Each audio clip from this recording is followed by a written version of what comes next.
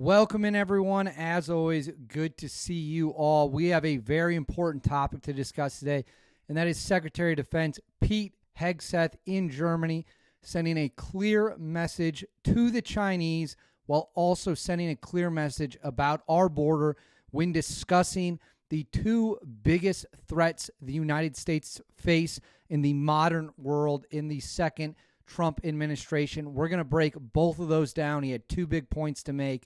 Before we do, as always, please like and subscribe. Comment with your thoughts. I want to hear what you are all thinking. Above all else, we like to see the debate unfold. So like and subscribe, comment, and let's get into it. So Secretary of Defense Pete Hegseth is in Germany right now, carrying out his duties as the leader of the Pentagon under President Trump during Trump's second administration. He's there to meet with a bunch of different people. He did a little bit of PT with 10th Special Forces Group. He got up early in the morning before the sun was up, was out there running around with them, working out, getting some exercise in, staying in shape. You don't really ever see a Secretary of Defense do that. Pete Hegseth, to his credit, looked great doing it. But he also made some comments that are sending shockwaves through the international community, the world. It has people talking. And that is, he was asked point blank about the biggest threat the United States faces while in Germany, meeting with military leaders and such. And he didn't mince words. He showed no hesitation with his answer. I think his answer was direct, straight to the point. So we're just going to go ahead and play his whole answer right now. As well, then yes, America, as the leader of the free world, defending American interests, is going to need to make sure we're focused properly on the Communist Chinese and their ambitions in the Indo-Pacific and, as I mentioned before, around the world. So we would be remiss in not reviewing force posture everywhere, but it would be the wrong planning assumption to say, oh, America's abandoning something or America's leaving. No, America's smart to observe, plan, prioritize, and project power where we need to deter conflict. We don't want conflict with China. We don't want the president has ran on being a peace president, and he's delivered that. But being strong, peace through strength, is how you deter that. And we want to posture for that, just like we believe the Europeans, alongside our support, need to on the continent as well. Is China the biggest threat to the United States? Well, right now, the biggest threat was securing our own border, which we are addressing rapidly. And I'm proud of what NORTHCOM has done and the Defense Department has done, is shifting there. You don't have a country if you don't have borders, as the president has pointed out. And we've been defending other people's borders for a long time. Time to defend ours. So we're sealing that border. We're continuing to doing that. But as far as external threats, there's just no doubt the Communist Chinese ambitions are robust. Their view of the world is quite different than ours. And whoever carries that mantle is going to set the tone for the 21st century. So there you have Secretary of Defense Pete Hegseth making two things crystal clear. Number one, the biggest threat, immediate threat to the United States is our wide open southern border, which President Trump came in, sealed the border, signed orders to seal the border, declared drug cartels, foreign terrorist organizations. Great idea. You have to do it. Troops have been sent to the border. A few thousand troops are down there now, sealing it off, doing what must be done to make sure that poison, violence, the cartels cannot come over. People who we don't know cannot be in this country. And that was a day one priority. And they took care of business there. They put their foot down and said, we are absolutely not going to tolerate this anymore. We're not going to allow it anymore. The military is going to step up under Pete Hegseth's leadership, and they're going to do something about this. At the same time, we have China, which is rapidly building its military capabilities, specifically its Navy. It is investing billions and billions and billions of dollars into its Navy, modernizing its forces, expanding its nuclear arsenal. We know that they're building a bunker outside Beijing meant to ride out a nuclear war, and it is 10 times the size of the Pentagon, according to the images that have been picked up by satellites, and it has huge nuclear facilities that are meant for what?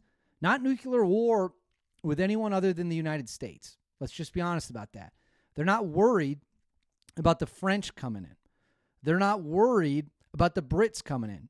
They're worried about the United States if a conflict kicks off in the Pacific, in Asia, in the South China Sea, a potential invasion of Taiwan, at which point the U.S. and our regional allies, Australia, South Korea, Japan, are all going to have to scramble to do something. And let's not forget, the Chinese continue to make fake islands, to push out their territory and say, this is ours. Now our defense zone is bigger and bigger and bigger. And you cannot win if you do not name what you are fighting against. I did a great interview with Bill Rapier years ago, former Navy SEAL at both the regular SEAL teams and then obviously at the Tier 1 level, great guy. And he had a great moment in that interview where he talked about naming your enemy. Now, when he was doing it, he was talking about threats in the Middle East and the Cold War. We have to be crystal clear on what is at stake. And what's at stake, as Pete Hegseth has said, is the Chinese have ambitions that are much different from our ambitions, that are not at all like us. They want to dominate the region. They want to expand their influence. That's why you see them going to Africa, South America, Central America, all over the globe. Why is that? Because they want to have as much say in what's going on as they possibly can. So then the United States has a choice to make. Do you deter that or do you not? Because let's remember, Pete Hegseth gave some comments the other day about the critical role of deterrence and how if you don't have deterrence and America is perceived as weak, then the world has chaos. Let's roll those comments right now. Rebuilding our military is key. And then third is reestablishing deterrence.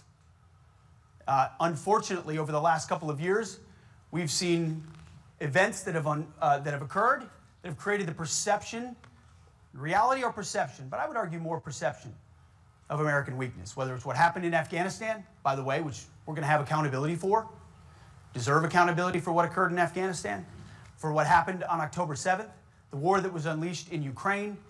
Chaos happens when the perception of American strength is not complete. And so we aim to reestablish that deterrence. And it starts with our own southern border. It starts with the defense of our homeland. And the reason I re-showed that clip is because it's important to understand peace through strength is a very real thing. If the enemy fears you, whether it's China, the Russians, the Mexican drug cartels, doesn't matter. The same principles apply across the board. If the enemy fears you, they're going to be hesitant to do something stupid. You got to be strong. It's just like standing up to a bully in a schoolyard. If they fear how you might retaliate, they're probably not going to want to mess with you. It applies in foreign policy just as much as it applies on a micro scale. So for Secretary of Defense Pete Hegseth to come out and say the borders are number one threat in the immediate moment, which he's not wrong about, and then two, globally, the Chinese communists present a very serious and very real problem, he's also 100% correct about that. Now, I don't want anyone to panic and see this and think, oh, war is imminent, war is inevitable with the Chinese. We still maintain a significant technological advantage over the Chinese and the Chinese military.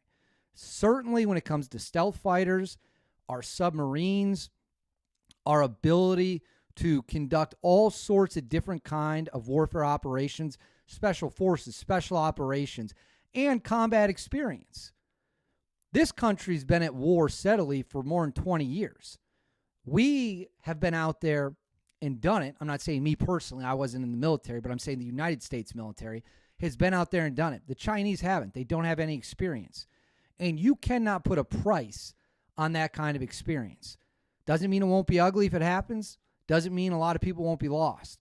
I do believe we will win that fight. It might come in at an incredible cost. But the way you avoid that fight is deterring them and making it crystal clear to the Chinese it would be borderline. They'd have to be crazy to even attempt it. Now, maybe they are crazy enough to attempt it, at which point you got to have a very different conversation. But we need to name the enemy we're fighting. And right now, our border and the CCP are the two biggest threats the United States face. Put aside the Middle East, put aside Russia, none of that compares to China's global ambitions, which they have the money and the growing technological capabilities to carry out. And if their military grows and grows and grows, and we don't do anything to stuff them in a corner and make sure our military edge stays forever, that's how you find yourself in a real conflict. Because then they're going to start to think that there is no deterrent and the stakes are low. So we need, and this Hegseth's talking represents a new era of we're going to name who we're fighting, we're going to name what the stakes are, and we're going to avoid the distractions. A lot of what you see out there is a distraction. It doesn't really impact you, but it's said to distract you. The Chinese and the border, 1 and 2.